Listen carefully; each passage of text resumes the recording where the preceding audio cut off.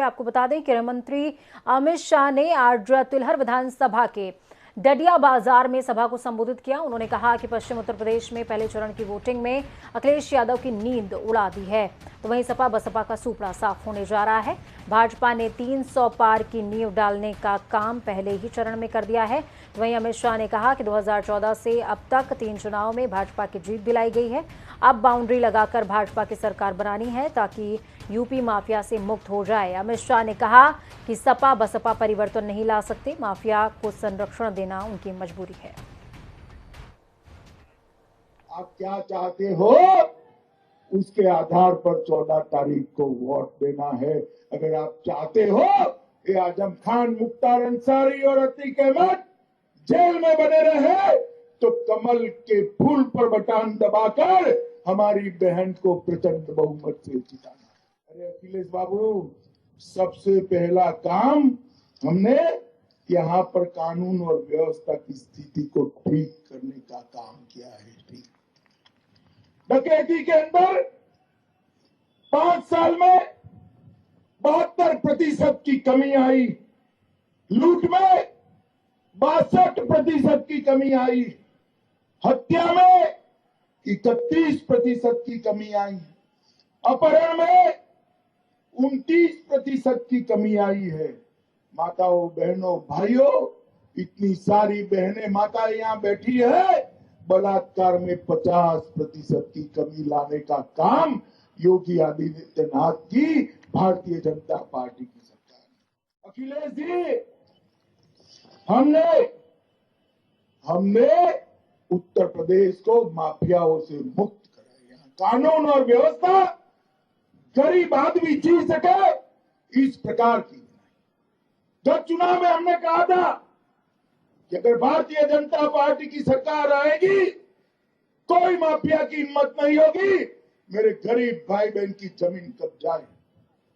हमने भू माफियाओं की नकेल कसने के लिए एक स्क्वाड बनाया और योगी जी ने 2000 करोड़ से ज्यादा की जमीन को ये भू माफियाओं से मुक्त कराने का काम ये भारतीय जनता पार्टी की सरकार। समाजवादी पार्टी के अध्यक्ष और पूर्व सीएम अखिलेश यादव ने रामपुर का दौरा किया, तो वहां पहुंचकर उन्होंने कद्दावर नेता आजम खान को याद भी किया। इस मौके पर समाजवादी पार्टी के प्रमुख अखिलेश यादव ने कहा कि बीजेपी की सरकार दिल्ली में नई लोकसभा बना रही है। उन्होंने कहा कि नई लोकसभा बनाने वाली बीजेपी संविधान भी बदल सकती है। अखिलेश यादव ने रामपुर में आयोजित एक चुनावी जनसभा को संबोधित भी किया। ये सूचना तो आ गई होगी आप पर, बताओ पहले चरण में भी सफाया हो गया इनका कि नहीं हो गया? वहां के किसानों ने, नौजवानों ने, व्यापारियों ने मिलकर के इनकी खाट खड़ी कर दी है और दूसरे चरण में रामपुर वाले इनका सफाया करने का काम करेंगे। ये भारतीय जनता पार्टी के लोग कान पकड़ करके इनके प्रत्याशी 700 उठक बैठक भी लगाएंगे माफी मांगने के लिए, लेकिन यहाँ का किसान और नौजवान माफ करने वाला नहीं है। समाजवादी सरकार बनेगी तो हमारे गरीबों को 300 यूनिट का कोई बिल आने वाला नहीं है बिजली का। 300 यूनिट बिजली फ्री। और जैसा नेताजी ने किया था, सिंचाई के लिए बिजली माफ, एक भी पैसा सिंचाई के लिए नहीं देना पड़ेगा। ये हमारे पुराने कर्मचारी लोग जानते होंगे।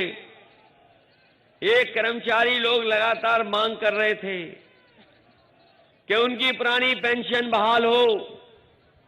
जो अधिकारी कर्मचारी थे वो मांग करते थे पुरानी पेंशन बहाल हो, और जब हम चले जाएं तो किसी भी कर्मचारी से पूछ लेना कि बताओ आप पुरानी पेंशन बहाल चाहते थे कि नहीं चाहते थे। समाजवादी पार्टी ने तय किया है सरकार बनने के बाद हमारे कर्मचारियों की पुरानी पेंशन बहाल होगी। इनके नेताओं को देखो आप, छोटा नेता है तो छोटा झूठ बोल रहा है, बड़ा नेता है तो बड़ा झूठ बोल रहा है, और सबसे बड़ा है तो सबसे बड़ा झूठ बोल रहा है। ये झूठ बोलने वाले लोग हैं, ये झांसा देने वाले लोग हैं, ये झगड़ा लगाने वाले लोग हैं। इन्हें भारतीय जनता पार्टी को अपना नाम बदल लेना चाहिए। अब ये भाजपा नहीं कहना चाहिए, इन्हें भारतीय झूठी पार्टी कहना चाहिए हमें और आपको। ये चुनाव हमारे आपके भविष्य का चुनाव है, लोकतंत्र को बचाने का चुनाव है। बाबा साहब भीमराव अम्बेडकर जी ने हमें संविधान दिया और संविधान से हमें बहुत हक और अधिकार मिलते हैं। बसपा ने 9 उम्मीदवारों की एक और लिस्ट जारी की। इस लिस्ट में अमन मणि त्रिपाठी का नाम भी शामिल किया गया। बसपा ने बेरिया में अपने उम्मीदवार बदल दिए हैं। बसपा ने पहले अंगद मिश्रा को, माफ कीजिएगा, अपना उम्मीदवार बनाया था, लेकिन अब समाजवादी पार्टी के पूर्व विधायक सुभाष यादव को टिकट दिया गया है। बीजेपी ने बेरिया से इस बार राज्य मंत्री आनंद स्वरूप शुक्ला को मैदान में उतारा। बसपा ने इससे पहले 5वें और 6ठे चरण के लिए 61 उम्मीदवारों की लिस्ट जारी की थी। इसके मुताबिक रायबरेली की सलोन सुरक्षित सीट से स्वाति सिंह कठेरिया, अमेठी जिले की तिलोई से हरिवंश कुमार दुबे, जगदीशपुर से जितेंद्र कुमार सरोज, गौरीगंज से राम लखन शुक्ल, अमेठी से रागिनी तिवारी को बसपा का उम्मीदवार बनाया गया है। विधानसभा चुनाव का आगाज उत्तर प्रदेश में हो चुका है। सभी राजनीतिक पार्टियां अपने प्रचार में जुट गई हैं। समाजवादी पार्टी ने इस विधानसभा चुनाव में लखनऊ की उत्तरी विधानसभा सीट से उत्तर प्रदेश में अब तक की सबसे कम उम्र की प्रत्याशी पूजा शुक्ला को दावेदार बनाया। पूजा शुक्ला को सपा से पूर्व कैबिनेट मंत्री अभिषेक मिश्रा का टिकट काटकर उत्तरी क्षेत्र का प्रत्याशी नियुक्त किया गया है। इस पर हमारे सहयोगी ने पूजा शुक्ला से खास बातचीत की है। देखिए, विधानसभा चुनाव शुरू हो चुका है, पहले चरण का मतदान शुरू हो गया है। इस समय हम लखनऊ में मौजूद हैं। लखनऊ में उत्तरी विधानसभा क्षेत्र से सपा की प्रत्याशी पूजा शुक्ला जी हमारे साथ में हैं। पूजा जी, आज यहाँ पे क्या कार्यक्रम था और कितने लोगों ने समाजवादी पार्टी में सदस्यता ली है? आज कांग्रेस के 150 लोगों ने और भारतीय जनता पार्टी के 200 कार्यकर्ताओं नेताओं ने यहाँ पर सदस्यता ली है और उन लोगों ने आशा जताई है कि अगर उत्तर प्रदेश में कोई विकास कर सकता है तो माननीय श्री अखिलेश यादव जी हैं।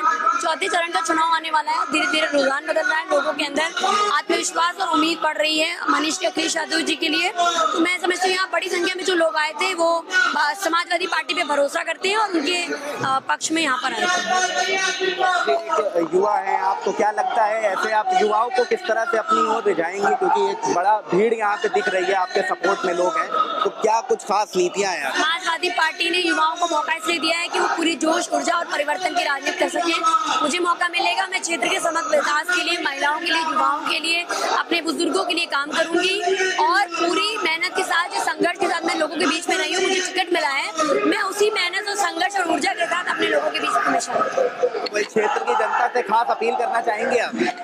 धन बल और बाहुबल के खिलाफ आपकी एक गरीब परिवार की बेटी लड़ रही है। अपनी इस बेटी के मनोबल को मत टूटने दीजिएगा। ये बेटी किसी बड़े अंबानी और अडानी के परिवार से नहीं आती, ये आपके बीच से निकली हुई बेटी है। मेरे संघर्षों को, मेरे विश्वास को आपका ही सिर्फ सहारा और उम्मीद है। इस बेटी को आशीर्वाद देकर के सदन भेजिए। एक आखिरी सवाल आपसे, आपके जो सामने है जिनसे आपका मेन टकराव वो नीरज बोरा है, मौजूदा टाइम में विधायक है भारतीय जनता पार्टी में भी, लंबे समय से यहाँ पे जनता भी उनको जान रही, तो आपके लिए कहीं ना कहीं बड़ी चुनौती है। कैसे नीरज बोरा जी की कटाक्ष करेंगे और आप खुद जीतेंगे, कैसे करेंगे? मुझे लगता है ये देश भगत सिंह का देश है, महात्मा गांधी का देश है। इस देश को 23 साल की भगत सिंह ने शहादत देकर के अपने क्रांतिकारियों में सबसे बड़ा नाम किया था। तो मुझे लगता है कि नौजवानों को मौका मिलना चाहिए, क्योंकि अब जो समय है वो बदलाव का समय है। नीरज बोरा जी विधायक रह चुके हैं, उनको जनता ने एक बार मौका दिया, वो सफल रहे विफल रहे तो 23 फरवरी को जनता बताएगी। तो ये उत्तरी विधानसभा के प्रत्याशी पूजा शुक्ला थी जिन्होंने हमसे बात करी और सीधा कहा है कि ये नई सपा है और ये नई युवा है, आने वाला वक्त ही बताएगा कि युवा किसका समर्थन करते हैं और किसकी सरकार बनती है। लखनऊ से कैमरा पर्सन अमन के साथ अशर असरार, जनता टीवी। विधानसभा प्रियंका गांधी ने अपनी ससुराल मुरादाबाद में रोड शो निकाला तो पार्टी के प्रत्याशी रिजवान कुरैशी पर मुकदमा दर्ज कर लिया गया है। उन पर बिना अनुमति रोड शो निकालने का आरोप लगा, जिस पर सेक्टर मजिस्ट्रेट रिंकू की तहरीर पर मुगलपुरा थाना पुलिस ने आचार संहिता उल्लंघन और महामारी अधिनियम के तहत मुकदमा दर्ज करने की कार्रवाई की है।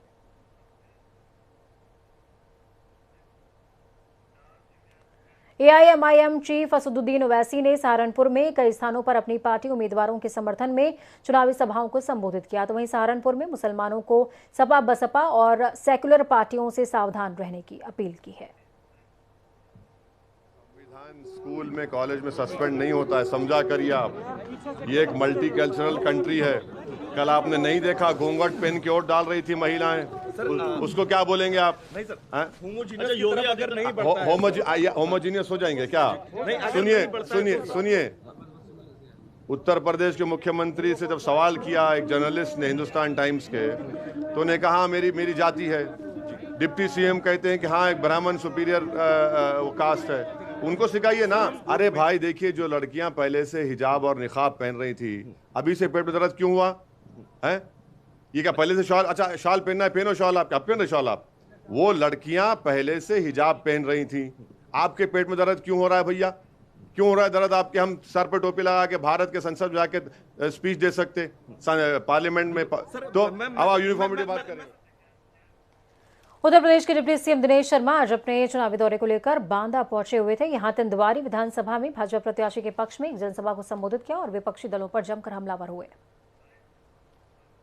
आर के पटेल और पुष्पेंद्र सिंह चंदेल जी, हमारे प्रत्याशी रामकेश प्रसाद जी और सारे लोग यहाँ पर मौजूद हैं। और बुंदेलखंड में एक बयार चल रही है। पिछले बार करंट था बीजेपी का, अब की बार विपक्षी पार्टियों के लिए हाई वोल्टेज करंट है। उन्नाव में 8 दिसंबर को लापता हुई युवती का शव आरोपी को खाली जमीन से बरामद हुआ है।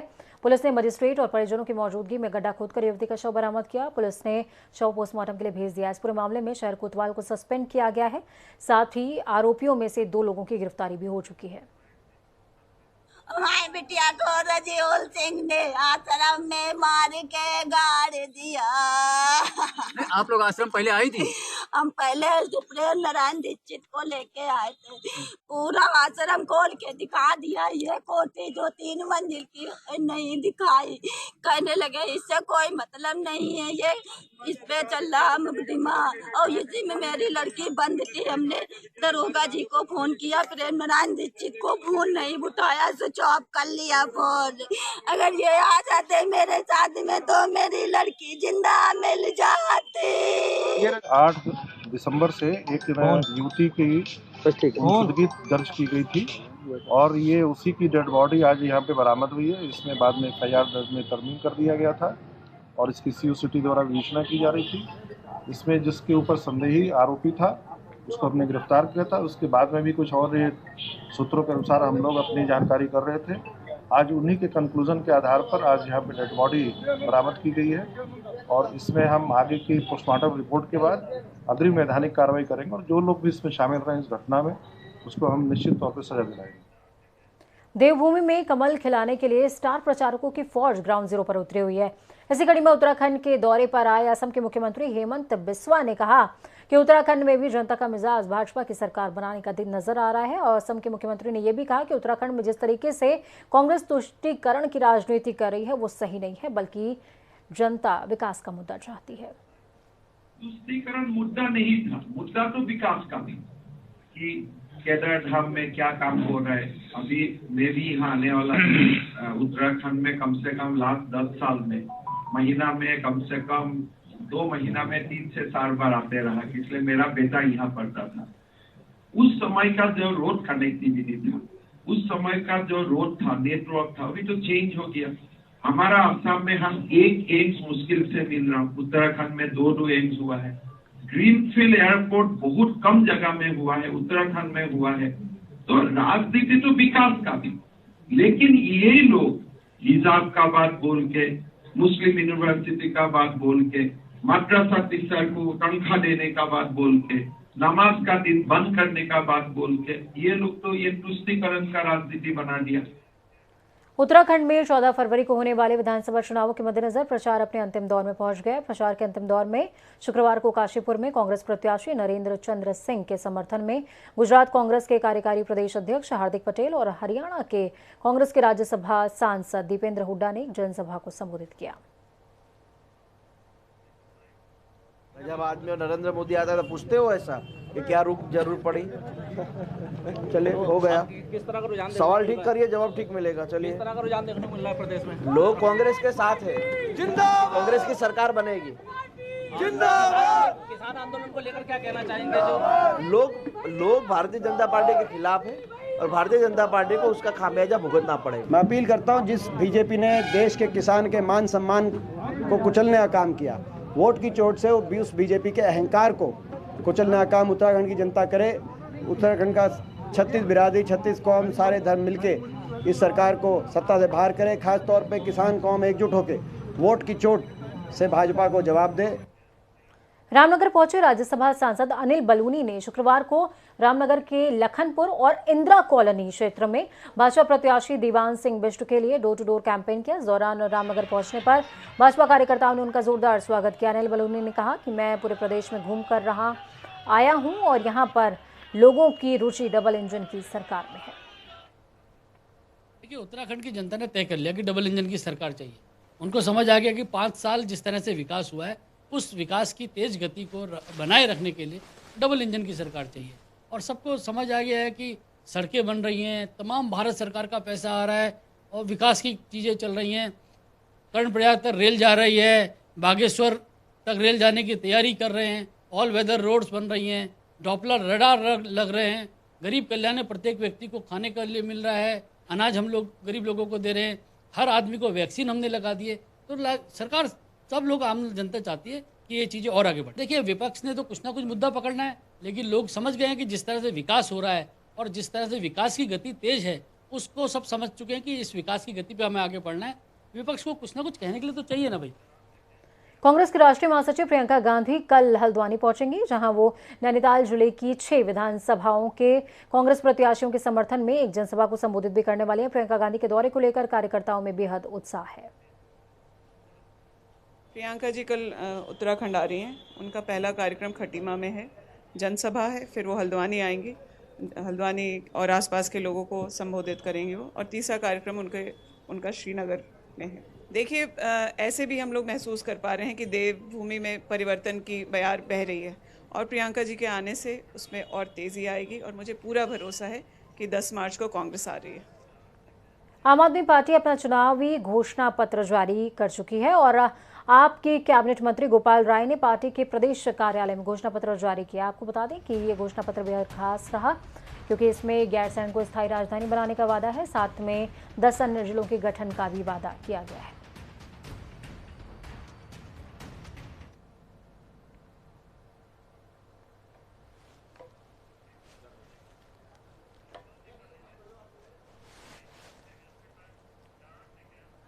उत्तर प्रदेश में विधानसभा चुनाव के पहले चरण की वोटिंग के लिए प्रचार का शोर थम चुका है और देश के सबसे बड़े प्रदेश में 7 चरणों में मतदान भी सुनिश्चित होगा। पहला चरण हो चुका है, दूसरे चरण के लिए मतदान सुनिश्चित होगा। 11 जिलों की 58 सीटों पर मतदान होना था। पहले चरण की 58 सीटों पर कई दिग्गजों की प्रतिष्ठा भी दांव पर लगी हुई थी, तो वहीं दूसरे चरण में भी कई दिग्गजों की प्रतिष्ठा दांव पर लगी हुई है। लेकिन इस बीच घोषणा पत्र भी जारी हुआ है।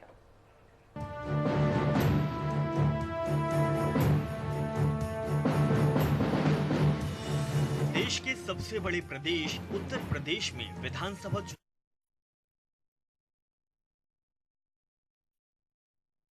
तो वक्त यहाँ पर छोटे से ब्रेक का। ब्रेक के उस पार खबरों का सफर लगातार जारी रहेगा। बने रहिए हमारे साथ। अपना और अपनों का बहुत ख्याल रखिए। नमस्कार।